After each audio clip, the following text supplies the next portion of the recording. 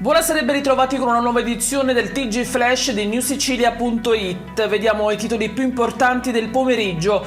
Depositata all'Ars la mozione di sfiducia al presidente della regione siciliana Renato Schifani. A firmarle 23 deputati dei gruppi di opposizione. Nei giorni scorsi PD, Movimento 5 Stelle e Controcorrente avevano presentato il documento in conferenza stampa. Corteo di protesta sabato 29 novembre a Messina per dire no al ponte sullo Stretto. Questo progetto ha creato danni non solo a Sicilia e a Calabria, ma anche all'Italia tutta, così si è espressa la senatrice del Movimento 5 Stelle Barbara Floridia sull'evento in programma presentato in una conferenza alla Camera da esponenti del comitato promotore.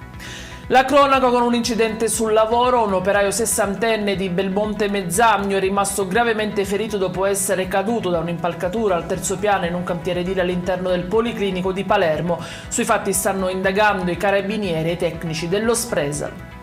Avviso di conclusione indagini per 38 soggetti su 45 in totale in merito all'inchiesta su droga e telefonini al carcere Pagliarelli di Palermo. Tra questi spiccava il nome del cantante neomelodico Nico Pandetta. I detenuti avrebbero messo in atto violenti pestaggi contro chi non rispettava le loro regole. Una canna veniva fatta pagare quanto 3 pacchi di sigarette, così come 1 grammo di cocaina poteva arrivare a costare anche 600 euro.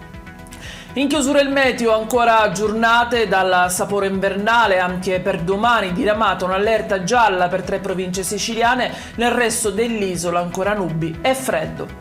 Ed è tutto per questa edizione, vi ricordo come sempre che i dettagli su queste notizie e molte altre li trovate sul nostro sito e sui nostri canali social. Grazie per averci seguito e buona serata.